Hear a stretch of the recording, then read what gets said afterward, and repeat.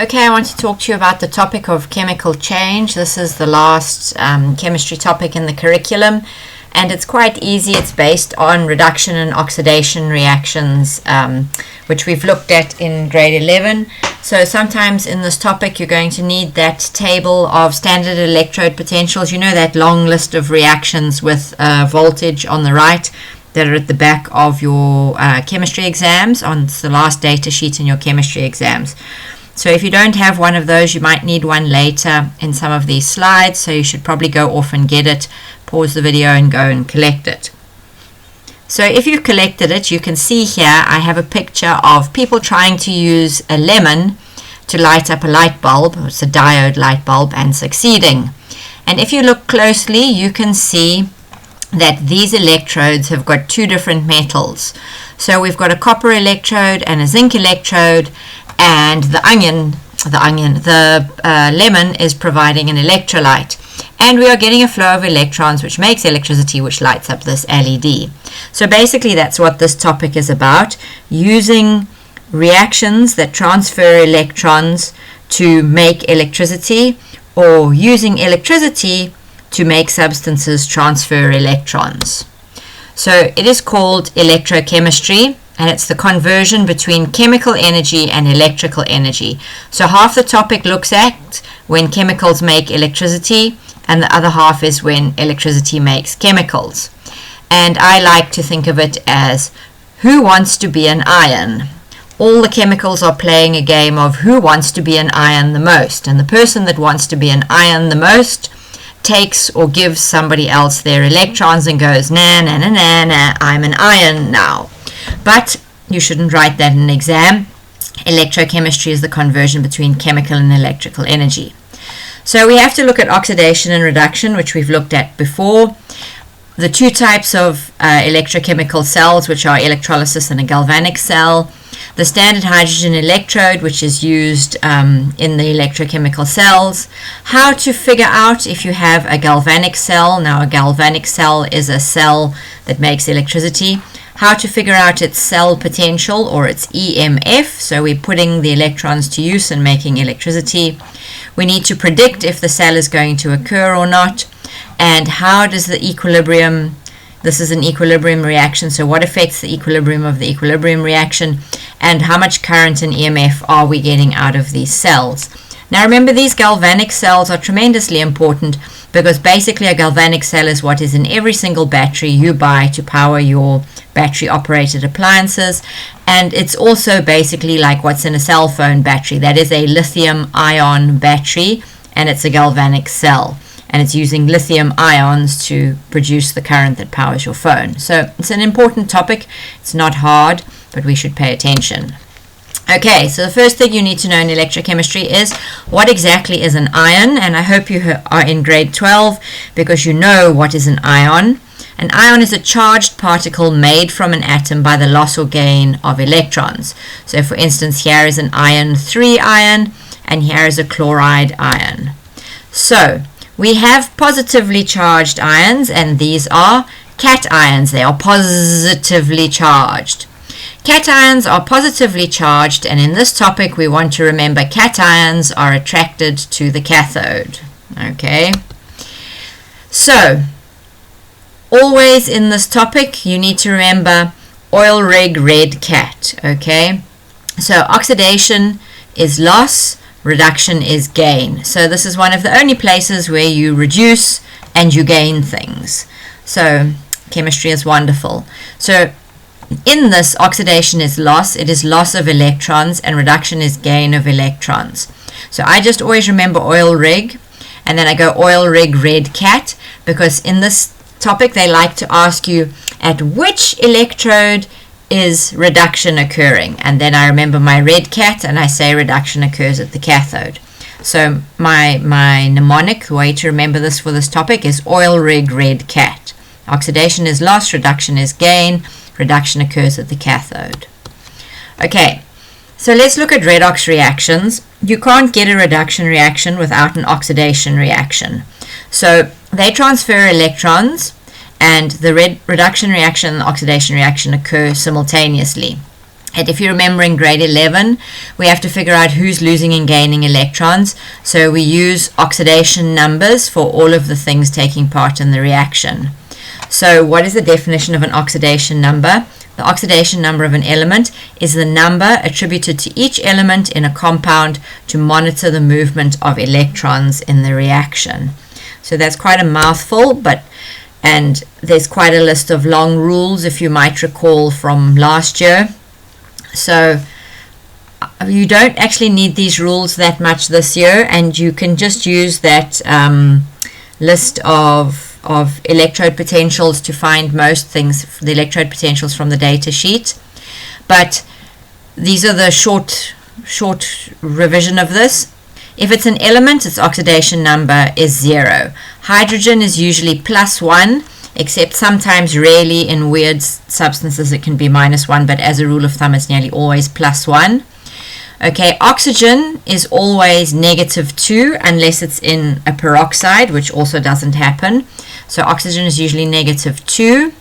If you have an ion of a metal or a non-metal like sulfur, whatever the charge is on the ion, that's its oxidation number, either positive or negative. So fairly obviously, when substances become an ion, group 1 becomes a 1 plus ion, Na plus, K plus, like that. In group 2, calcium 2 plus, magnesium 2 plus, it's +2. Group 3, aluminium 3 plus, okay? If you're a group 17 is the halides, hydrogen, chlorine, fluorine, bromine, iodine, they're all -1. So charge on the ion, it's kind of obvious. If it's a transition metal, all of those ones in the long block at the bottom of the periodic table, it will have the oxidation number that's in the stock notation. Remember, the stock notation is the Roman numerals in the brackets. So iron in iron 3 chloride is Fe3+, which has an oxidation number of +3. All compounds that are neutral will have an oxidation number of 0. So if you know stuff in the compound, you can figure out the other things, like hydrogen's always +1 and oxygen's always -2, and then you can work out, oh wait, that leaves my carbon as +4, because some things have changeable oxidation numbers and you have to work them out through whatever they bonded to. And if you have a polyatomic ion like nitrate, sulfate, phosphate, something like that, the oxidation numbers will add up to the charge on the ion. So compounds neutral, 0, ions, the charge on the ion. So that's all revision of grade 11. You should have done a little bit of this in grade 11. So in oxidation, electrons are emitted, and then just to make life interesting, when something is oxidized, it is a reducing agent. So the substance that is oxidized is in fact a reducing agent. So if we look at zinc metal here, here's zinc metal solid. It becomes a zinc 2+ ion in aqueous solution. It has to push off 2 electrons to do this. So the zinc metal has lost 2 electrons. The zinc went from 0 to +2. Okay, so oxidation is loss, and then its oxidation number is actually increasing. It's loss of electrons, but an increase in oxidation number. So oxidation occurs at the anode, reduction occurs at the cathode. And reduction is gain of electrons, but if you are reduced, you are termed an oxidizing agent. So the terminology gets confusing. You just have to stop, breathe, and say, okay, it lost electrons, it was oxidized, or it gained electrons, it was reduced. If it was reduced, it must be an oxidizing agent.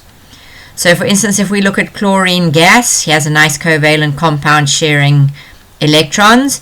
If you add 2 electrons, it will happily split up into 2 chloride ions. Chlorine element oxidation number 0. Chloride oxidation number is -2 when there's 2 of them. Okay, but it's -1 per electron. So reduction occurs at the cathode.